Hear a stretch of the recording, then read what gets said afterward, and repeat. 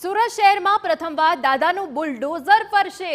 અસામાજિક ઇસમ રાહુલ એપાર્ટમેન્ટને ત્યાં બુલડોઝર ફરશે। ઉધના પોલીસ દ્વારા કાર્યવાહી કરવામાં આવી। રાહુલ વિરુદ્ધ 22 ગુના નોંધાયેલા છે। ગુસ્સી ટોક, મારામારી, હત્યા જેવા ગંભીર ગુના નોંધાઈ ચૂક્યા છે। આસપાસના પોલીસ મથકના અધિકારીઓ, મનપા અને એસઆરપીની ટીમની મદદ લેવાશે। પોલીસો ચાપતો બંદોબસ્ત પણ ગોઠવી દેવામાં આવ્યો છે।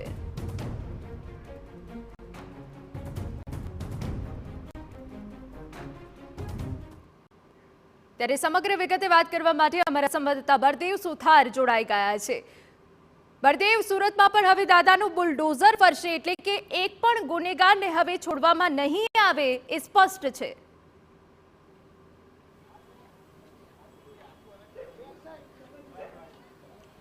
જે રીતે અમદાવાદની અંદર જે ઘટના સામે આવી હતી અને ત્યારબાદ ગુજરાત રાજ્યના જે વડા છે તેમના તરફથી તમામ જે પોલીસ કમિશનર છે, તમામ આઈજી છે, એસપીને સૂચના આપવામાં આવી છે। ત્યારે સુરત ઉપર જે રીતે પ્રશ્નો ઊભો થઈ રહ્યા હતા અને તે અંતર્ગત જોઈ શકાય છે આવતીકાલ રાત્રિના સમય પર સુરત શહેરની અલગ અલગ ક્રાઇમ બ્રાન્ચ, અલગ અલગ ટીમો દ્વારા જે કોમ્બિંગ કરવામાં આવ્યું હતું અને અત્યારે વહેલી સવારે ઉધના પોલીસ દ્વારા અત્યારે જે રીતે દ્રશ્યોની અંદર જોઈ શકાય છે કે રાહુલ એપાર્ટમેન્ટ નામનો જે વ્યક્તિ છે તેની સામે અલગ અલગ જે ગંભીર 22 જેટલા જે ગુના નોંધાયા છે।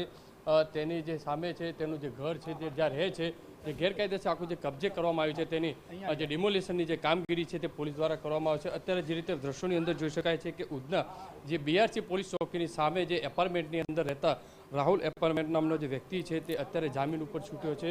અત્યારે જોઈ શકાય છે એસએમસીના અધિકારીઓ અહીંયા જોવા મળી રહ્યા છે। પોલીસ અધિકારીઓ પોલીસ બંદોબસ્ત સાથે અહીંયા પહોંચ્યા છે અને કઈ આ જે રાહુલ એપાર્ટમેન્ટ છે તેનો કઈ રીતનો ઇતિહાસ છે, જે ગેરકાયદેસર આખું જે બાંધકામ કર્યું છે તેનું ડિમોલિશન કરવાની જે કામગીરી છે તે અહીંયા હાથ ધરવામાં આવી છે। સર, કઈ રીતનું આરોપીનું ગુના ઇતિહાસ અને કઈ રીતની કામગીરી? ઉધના વિસ્તારમાં જે અસામાજિક તત્વો છે, ગુનેગારો છે, ટપોરીઓ છે, એ લોકોનું એક લિસ્ટ બનાવવામાં આવ્યું છે અને આ લોકોના જે પણ ગેરકાયદેસર પ્રવૃત્તિઓ હોય, અસામાજિક પ્રવૃત્તિઓ હોય એ દૂર કરવા માટે અત્યારે ઉધના પોલીસ સ્ટેશન વિસ્તારમાં રાહુલ એપાર્ટમેન્ટ કરીને કુખ્યાત આરોપી છે, એના ઉપર મારામારીના, હત્યાના, ખંડણીના 20થી વધુ ગુના દાખલ થઈ ગયેલા છે। છેલ્લે ગુસ્સી ટોકની કાર્યવાહી પણ કરવામાં આવેલી હતી। એ આરોપીના ઘરે ગેરકાયદેસર બાંધકામ કરેલું છે, એ કોર્પોરેશનના સ્ટાફ સાથે દૂર કરવાની, હટાવવાની કામગીરી કરવા માટે આવેલા છીએ। સર, અત્યારે આરોપી ક્યાં છે? જેલમાં છે કે જામીન ઉપર છે? કેટલી ગંભીર બાબત? બીજા કેટલા આરોપીઓના લિસ્ટ બનાવવામાં આવે છે? ઉધના વિસ્તારમાં એક સર્વે કરવામાં આવે છે ને આવા જે અસામાજિક તત્વો છે એમનું એક લિસ્ટ બનાવી અને એમની જે પણ ગેરકાયદેસર પ્રવૃત્તિઓ હોય એ લિસ્ટ આઉટ કરીને કાર્યવાહી કરવામાં આવનાર છે। આરોપી 1 માસ પહેલાં જ ગુસ્સી ટોકમાંથી છૂટેલ છે અને હાલમાં આરોપી ઉધના વિસ્તારની બહાર રહે છે। જે રીતે દ્રશ્યોની અંદર જોઈ શકાય છે કે લાઈવ દ્રશ્યો આપણે બતાવી રહ્યા છે કે ઉધના વિસ્તારમાં જે રાહુલ એપાર્ટમેન્ટ જે જગ્યાએ રહે છે ત્યાં સુરત મહાનગરપાલિકાનું જે રીતે જોઈ શકાય છે તે પ્રમાણે હથોડો છે તે ચાલ્યો છે। દાદાનો જે બુલડોઝર કહી શકાય, દાદાનો જે હથોડો છે તે આ જે અસામાજિક ઇસમો છે તેમના જે ગેરકાયદેસર કબજે કરેલા જે મકાનો છે, જે ઘર છે તેની ઉપર જે મહાનગરપાલિકાની ટીમ દ્વારા આ જે ડિમોલિશનની જે કામગીરી છે તે અત્યારે કરવામાં આવી છે।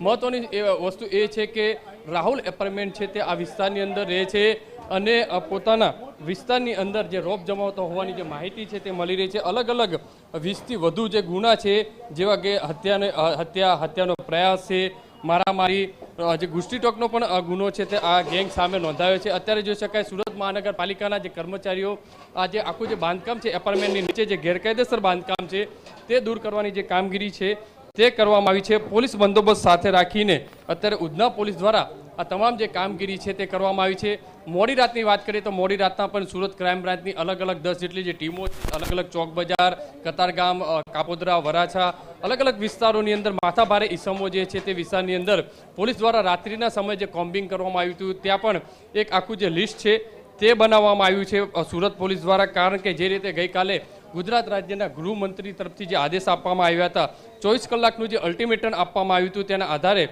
સુરત શહેરની અંદર 1200 થી 1300 જે ક્રિમિનલ જે છે તેમનું લિસ્ટ બનાવવામાં આવ્યું છે અને 300 થી 400 હેડકોટ ક્રિમિનલ એટલે કે માથાભારે વધુ ઇસમો જે છે અત્યારે જોઈ શકાય છે કે આજે જે ગેરકાયદેસર જે બાંધકામ હતું અથવા તો જે કબજો કરવામાં આવ્યો હતો, જે કબજો છે તે અધિકારીઓની સાથે રાખીને સુરત મહાનગરપાલિકાની ટીમ છે તે ખાલી કરવામાં આવી રહ્યું છે અને આ દૂર કરવાની જે કામગીરી છે તે કરવામાં આવી છે। હજુ પણ આ રીતનું જે લિસ્ટ બનાવવામાં આવ્યું છે 300 થી 400 ઇસમો જે ખરેખર ગંભીર ગુનાની અંદર જે સંડોવાયેલા છે અને તે જે વિસ્તારની અંદર રહે છે, લોકોમાં રોફ છે, જે વિસ્તારમાં ડિમોલેશનની જે કામગીરી છે તે આવનારા સમયની અંદર કરવામાં આવશે. જી બિલકુલ, આભાર બળદેવ. તો જે ઈસમ રાહુલ છે તેના વિરોધ 22 ગુના નોંધાયેલા છે અને હવે બુલડોઝરની કાર્યવાહી થઈ રહી છે. પોલીસ બંદોબસ્ત સાથે સમગ્ર કાર્યવાહી કરાઈ રહી છે.